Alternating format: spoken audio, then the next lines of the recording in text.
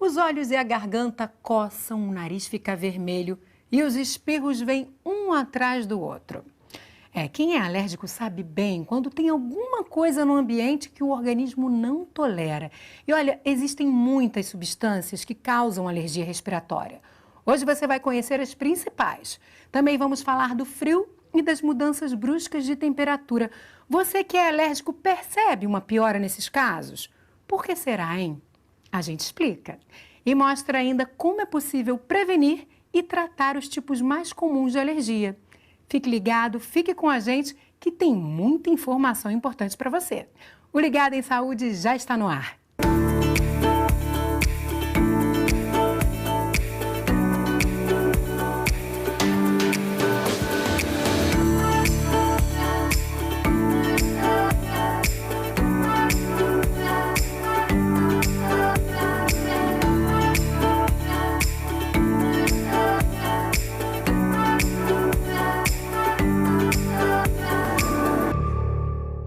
E para falar das alergias respiratórias, convidamos Fábio Morato Castro, alergista e imunologista da Faculdade de Medicina da USP, a Universidade de São Paulo. Tudo bem, doutor Fábio? Como vai? Oi, Marcela, é um prazer participar do seu programa, ainda mais sobre um assunto tão importante. O prazer é todo nosso em poder conversar com você, ouvir suas informações e justamente trazer esse tema tão importante aqui para os nossos espectadores. Doutor, começando aí a nossa conversa, acho que é importante a gente entender, antes de tudo, se a gente nasce alérgico ou se a alergia é uma condição que a gente vai adquirindo ao longo da vida. Não, a gente adquire alergia, mas de uma certa forma existe uma característica familiar genética, né? Então, só para o pessoal ter uma ideia, quando os pais não são alérgicos, a chance de um filho ter alergia é por volta de 15%. Quando um dos pais tem alergia, já vai para 35% a 50%. E quando ambos têm, já vai para quase 70%, 80%.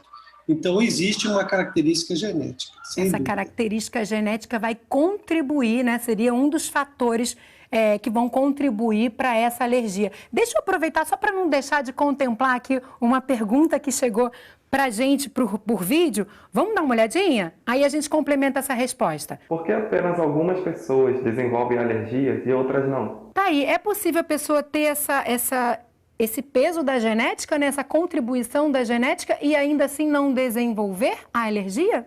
Sem dúvida. Não é só genética, né? Hoje a gente chama também de epigenética, que são os hábitos, né? Os hábitos das pessoas podem contribuir a ter. Então, tem vários fatores, né? Por exemplo, se a pessoa tem uma vida mais urbana ou mais rural, se foi parto cesárea ou se foi parto normal, se ela fuma, se não fuma, depende muito dos hábitos, também pode mudar bastante o desenvolvimento das alergias. A gente pode dizer que esses hábitos, eles pesam mais? Se a gente for botar na balança, existe uma forma de explicar isso? Olha, isso aqui tem um peso maior ou não? A hereditariedade, de fato, tem um peso maior nesse desenvolvimento da alergia? A hereditariedade tem é um fator muito forte, mas os hábitos são importantes também. Então, por exemplo, eu vou falar alguns, né?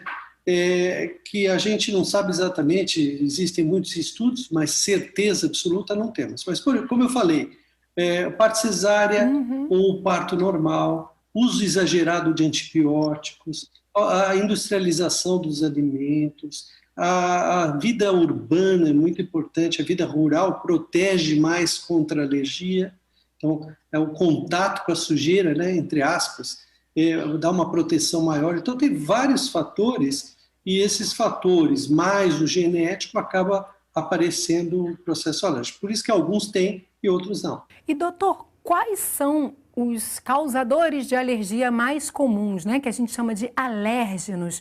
Quais são aqueles mais frequentes, principalmente quando a gente fala de Brasil? No Brasil, sem dúvida nenhuma, o número 1 é o ácaro.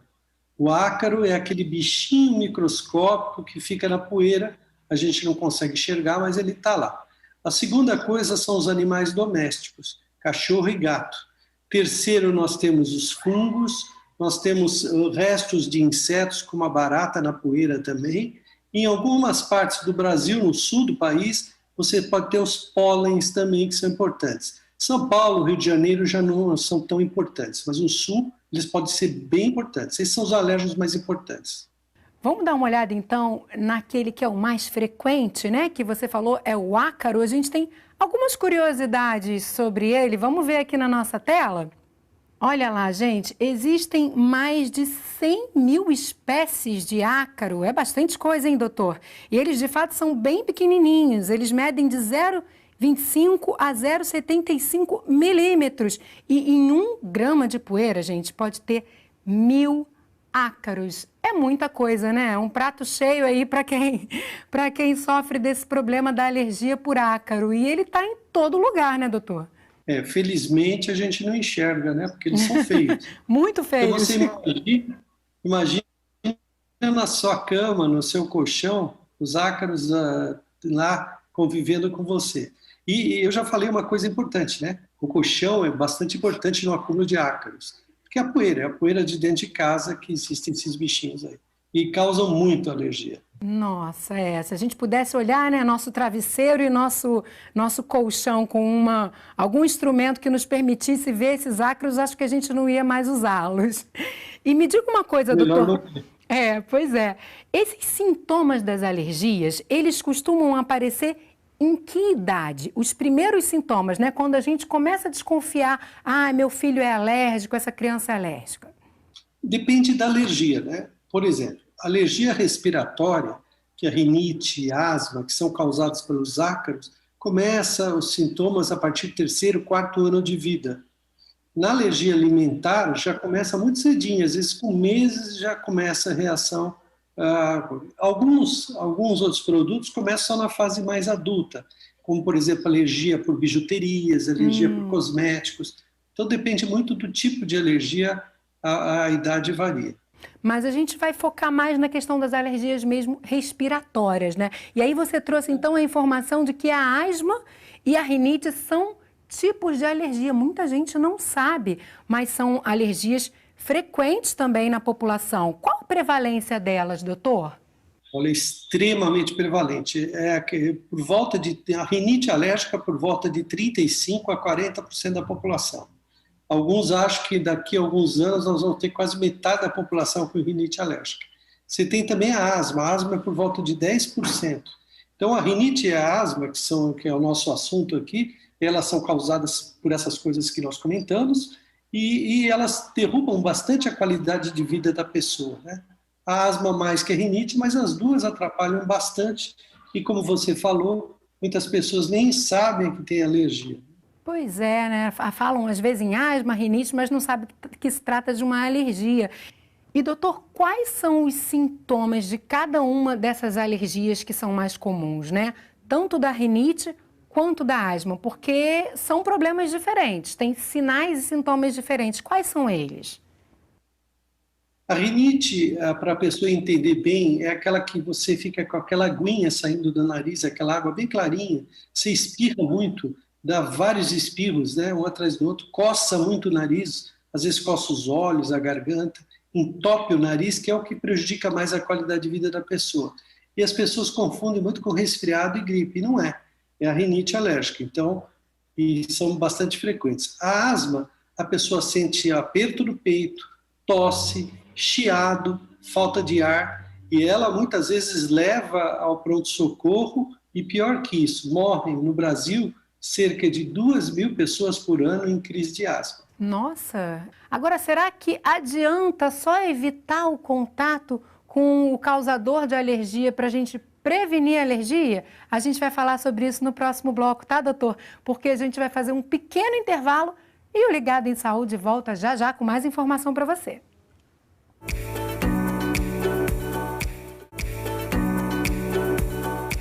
O Ligado em Saúde está de volta e o tema do programa de hoje é alergia respiratória. O nosso convidado é o Dr. Fábio Morato Castro, que é alergista e imunologista da Faculdade de Medicina da USP, a Universidade de São Paulo. Doutor, a gente entendeu no bloco anterior quais são os tipos de alergia mais comum, né? Falamos da rinite, da asma, dos sintomas, dos alérgenos mais comuns. E a gente inicia esse bloco agora mostrando uma arte gráfica que ajuda a entender como o organismo do alérgico ele reage. Vamos dar uma olhadinha? Vamos lá. Quando uma pessoa alérgica entra em contato com algo que lhe causa alergia, o sistema imunológico dela reconhece o alérgeno e começa a produzir um anticorpo específico chamado IgE. Da próxima vez em que essa pessoa tem contato com o mesmo alérgeno, esse IgE se liga às células que têm dentro delas algumas substâncias químicas. Uma dessas substâncias é a histamina, que, quando liberada, dispara o processo inflamatório no organismo, levando aos sintomas da alergia respiratória. Tá aí, sintomas esses que você já nos explicou, né? Já falou um pouquinho sobre eles. E essa animação gráfica, ela facilita um pouquinho essa compreensão no sentido da gente entender que precisa de uma sensibilização desse organismo, né, doutor? Para que depois esse corpo reaja, ou seja, aquilo que você nos explicou sobre o ambiente, essa exposição ao alérgeno faz todo sentido, né? Isso mesmo que você falou. A gente chama isso de período de sensibilização, onde a pessoa ainda não tem qualquer sintoma. Depois, num próximo contato, é que começam os sintomas respiratórios, né? Exatamente isso que você disse. Eu já ouvi, não sei se é exatamente isso, que o diagnóstico ele nem sempre pode ser feito muito cedo, né, na criança muito pequena. É isso mesmo? E se é, por que a gente deve esperar um tempinho para fazer um diagnóstico certeiro da alergia respiratória? Não, os sintomas são muito característicos, né? O que a gente demora um tempinho é para fazer o diagnóstico da causa. Às vezes a gente precisa aguardar um tempo porque fica mais característico. Mas a doença em si, ela é muito característica, muito típica. E então é mais fácil. A causa já complica um pouquinho. Então, a pessoa que tem esses sintomas, é importante procurar um especialista para que faça o diagnóstico. E existem vacinas, doutor, para as alergias respiratórias? Como é que é isso? Vacina é um termo assim geral, né, que o pessoal usa, mas na verdade o nome é imunoterapia. Então a gente faz a imunoterapia, que é diminuir a sensibilidade da pessoa para aquele alérgeno. Então, se é o caso do ácaro, você vai fazer imunoterapia para baixar a sensibilidade ao ácaro, né? E isso é muito utilizado em alergia, é uma técnica muito boa, que ajuda bastante, quando bem feita, ela ajuda bastante no tratamento. Eu gosto de diferenciar bem, porque senão as pessoas começam a confundir com a vacina da gripe, a vacina da Covid. Verdade. É outra coisa, um tratamento mais prolongado. E existe o tratamento também padrão, né, que aí já não tem tanto a ver com essa chamada vacina, né? O que seria o tratamento padrão da alergia respiratória? Então, eu costumo dizer que o tratamento da alergia ela é composto de 3 pilares, né? O primeiro pilar é o que a gente chama de controle ambiental ou higiene ambiental. É tirar o ácaro, parar de fumar, tirar o cachorrinho dentro do quarto, o gatinho e tal. Então, esse é o chamado controle, limpar com frequência. Esse é o primeiro tratamento. O segundo pilar é o tratamento medicamentoso. E aí você trata os sintomas e trata a inflamação. E o terceiro é a imunoterapia. E para unir esses 3, é muito importante a educação, o conhecimento da pessoa, o ensino para a pessoa do que é a alergia para que ela entenda e ajude o tratamento. Porque são doenças crônicas, inflamatórias. Doutor, antes da gente entrar nessas questões do controle ambiental, que são super importantes, né? A gente vai ter um depoimento sobre isso. Eu quero trazer uma pergunta de uma espectadora que chegou para a gente aqui. Vamos botar na tela. Meu nome é Luísa Ventura Lima, eu tenho 21 anos e uma das minhas dúvidas é sobre alergia. Eu sempre tive bronquite desde muito nova e eu já fiz uma série de tratamentos, sendo que a maioria dos médicos me dizem que não tem cura, é somente tratamento. Eu queria saber se isso é mesmo verdade ou se tem alguma forma de estabilizar de vez e parar e eu não ter que ficar dependendo de remédios e vacinas. Obrigada. Tá aí, então ela quer saber se tem cura, se ela pode ficar livre do uso de remédios e de vacinas. Mas antes, ela falou em bronquite, né? A gente só citou a asma. A bronquite e a asma são o mesmo problema? Não, esse é o primeiro ponto do que ela falou que está errado, né? Na verdade, não é bronquite, é asma. Antigamente usava muito isso, as pessoas, para não assustar tanto, falavam bronquite asmática, né? Mas não é asma. asma. Tá certo. A asma pode ser leve pode ser moderada e pode ser grave. A bronquite, de forma geral, é mais importante, né? Então, no caso dela, é asma. Às vezes melhora até espontaneamente na puberdade. Mas a segunda coisa que eu não gosto, que ela falou, não por causa dela, mas provavelmente passaram essa informação, é que a asma não tem cura. Isso é uma palavra muito negativa que atrapalha muito o tratamento. Tem que tratar, tem que controlar, ela tem que usar medicamentos e hoje o tratamento está muito avançado. Então a pessoa precisa tratar, porque a qualidade de vida cai muito e ela é muito prejudicada e até com risco de vida. Então precisa tratar adequadamente. Exatamente. Vamos trazer agora, doutora, a gente tem também um depoimento do Pablo. Ele vai contar um pouquinho como é que é conviver com a alergia e o que ele fez em casa para poder controlar esse problema, para poder ter menos sintomas, né? Vamos dar uma olhada?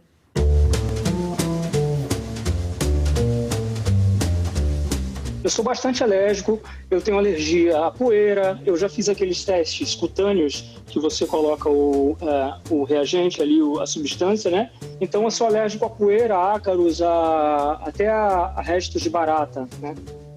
E essa alergia se manifesta em mim de diversas formas, como rinite, como asma. Eu tenho asma desde pequeno, desde que eu me entendo por gente. E quando eu era pequeno, a minha mãe não preconizava o uso da bombinha, né? Ela não gostava da bombinha porque achava que era uma crença antiga de que podia causar algum ataque de coração, enfim. Passou o tempo, eu fui a pneumologistas e comecei a fazer um tratamento com bombinhas, que são corticoides, né? Que eu tenho que usar todo dia, eu uso pela manhã e à noite. Com o tempo eu comecei a perceber que a minha asma estava relacionada à ansiedade. Então ela tinha um componente emocional ali envolvido. Isso me levou a procurar a ajuda de um especialista, que é um psiquiatra. Também meu pneumologista disse que provavelmente tinha um fundo emocional. E já tive muitas experiências de, por exemplo, viajar e chegar num hotel, entrar num quarto e perceber assim, aqui vai me fazer mal. E aí eu tenho que procurar um outro lugar para ficar, às vezes, sem reserva. Isso já me causou alguns constrangimentos. Aqui em casa, eu procuro ter alguns cuidados próprios. Eu procuro manter uma higienização bem intensa mesmo, tanto do piso, qualquer tipo de poeira e dos armários também eu procuro limpar bem. Colocar algum desumidificador no armário também ajuda.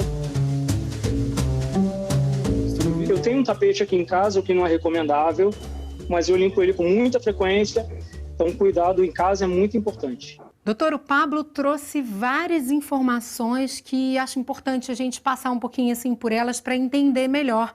Ele fala, por exemplo, das bombinhas, né? Então, eu quero que você comente para a gente a segurança do uso desses medicamentos e por que se tinha, ou até se tem ainda hoje, né, um pouco desse medo da utilização desses medicamentos. Bom, ele fala uma outra coisa importante também, que é a associação entre a rinite e a asma, né? 20% das pessoas que têm rinite pode ter asma também. E quase 60% a 80% dos que têm asma têm rinite. Então, sempre precisa pensar nas duas doenças ao mesmo tempo. A segunda coisa que ele falou importante é exatamente isso da bombinha. Isso, antigamente, né, que era a famosa bombinha, que era uma borrachinha assim, que você inalava medicamentos que realmente davam muitos efeitos colaterais. Naquela época era perigoso. Mas hoje não, hoje o spray não tem nada a ver com aquele medicamento do passado. Então é uma ideia fantástica de você conseguir colocar o medicamento dentro do pulmão. Então as pessoas não podem ter medo do spray. Porque o spray tem vários medicamentos, além de broncodilatador, ele tem o corticoide, ele tem medicamentos que são fundamentais para o controle. Então não tenham medo. E hoje existem vários aparelhos muito fáceis de usar, muito bons, então não pode ir por esse caminho de forma alguma. É ele que vai salvar muitas vezes, né? Acredito eu. Ele mostrou ali uma série de medidas que ele toma dentro de casa e falou de desumidificador de ar. Eles são indicados, doutor, no caso das alergias respiratórias? isso vai depender muito, o que você deve fazer em casa vai depender muito do alérgico que causa alergia. Se alguém tem medidas específicas contra o ácaro, o sol, os filtros especiais, uso de acaricidas, tem várias coisas que você pode fazer. Se for o cachorrinho e o gato, manter o cachorrinho e o gato fora de casa. Você tem várias técnicas de fazer, então depende muito da causa do problema, né? Ele falou que o dele é ácaro e tinha também restos de insetos na poeira, né? Então, a limpeza da casa é muito importante. Tirar coisas que acumulam poeira, como almofadões, bichos de pelúcia, livros, essas coisas. E, doutor, outra coisa importante que ele falou pra gente, né, e que acontece muito com quem tem alergia, é chegar em um lugar e, de repente, pronto, vem todos os sintomas da alergia, seja um quarto de hotel, a casa de um amigo, aquela casa de praia ou de serra distante que está fechada há muito tempo. Isso é comum na rotina de quem é alérgico. Quais são as orientações que você deixa para essas pessoas? Quais são as medidas que elas devem tomar para não levar esse susto e até sofrer o risco, né, de ter um problema mais grave, depois ter que buscar um atendimento de urgência? Então, a pessoa, exatamente isso é um dos motivos que cai a qualidade de vida da pessoa, porque a pessoa começa a evitar os ambientes que fazem mal para ela, né? Ela sabe exatamente o que faz mal. Então, evidentemente, se é um ambiente que está muito fechado, uma casa da própria pessoa, na praia, alguma coisa, tem que abrir, tem que arejar, pedir para alguém abrir antes, arejar, limpar com antecedência. Mas se a pessoa está bem tratada, bem medicada, já com todas as orientações, de forma geral, ela não passa esse mesmo problema, né? Então, ela tem que estar bem tratada, bem orientada pelo seu médico especialista, seja ele alergista, pneumologista, mas que mostre quais são os fatores para que a pessoa controle. Tem inúmeros fatores que podem desencadear a crise, então ela tem que estar muito bem focada. Normalmente a pessoa sabe, viu, Marcela? Ela sabe que não pode ir em um determinado ambiente, e usar medicamentos, é claro, ela também precisa ter um plano de ação quando ela entra em crise. Da asma, por exemplo. Então, ela tem que ter os medicamentos dela que ela vai usar quando ela tiver crise. Tudo isso tem que ser orientado pelo médico. Nada de automedicação. Perfeito. Ficou o recado, hein? Sempre tudo orientado por um especialista para que você possa ter aí uma melhor qualidade de vida e não ter nenhum risco por conta desse uso inadequado, né, doutor? Para a gente fechar, quando a gente fala em prevenção, né, além desses controles, desse controle do ambiente, muita gente fala em banho frio, natação, exercício físico, deixar de tomar leite ou qualquer outro alimento. O que de fato é verdade e ajuda quando a gente fala de prevenção de alergias respiratórias? A prevenção, assim, é extremamente difícil, né, nesses quadros. E tem muita coisa errada que é falada na internet, né? Então, para o leite, para isso não tem relação nenhuma. Não tem verdade nenhuma. Não, a prevenção é lá atrás, né? É a amamentação adequada, é fazer uma vida mais natural, a vida mais... E, como eu falei, tem alguns fatores interessantes, né? Porque alguns fatores protegem, como é a vida rural, né? Quem imaginar que o contato mais com a vida rural te protege contra alergias? E protege. Agora, não dá para as pessoas fazerem isso. Mas a prevenção de qualquer doença é sempre a mesma. É dormir bem, se alimentar bem, uma boa hidratação, fazer atividade física leve. Isso é bom. Esse sono, tudo isso é muito bom para o sistema imunológico. Levar uma vida saudável, né, doutor? E só para não deixar de comentar, mais um bom motivo para manter a amamentação. Olha aí, protege contra as alergias respiratórias. Fica aí mais uma dica importantíssima. Doutora, a gente chegou ao final do nosso programa. Quero agradecer muitíssimo por sua participação, viu? Foi um prazer te ouvir. Eu que agradeço. Olha, pode estar certa que você, com esse programa, você salvou muita gente, ajudou muita gente que tem essas doenças, que sofrem bastante. Que ótimo, doutora. A gente Obrigado. Fica muito feliz. Obrigado. Com certeza em poder contribuir dessa forma. É o nosso papel, né? Fazer comunicação em saúde. Muito obrigada. Até uma próxima. Eu que agradeço, viu? Obrigado. E o Ligado em Saúde de hoje fica por aqui, mas você pode rever este e todos os nossos outros programas no site do Canal Saúde e também no canal da emissora no YouTube. Se quiser falar com a nossa equipe, mande mensagem para o nosso WhatsApp pelo número 99701-8122 ou ligue para o 0800 701 8122. E para continuar ligado na gente, acompanhe o Canal Saúde nas redes sociais.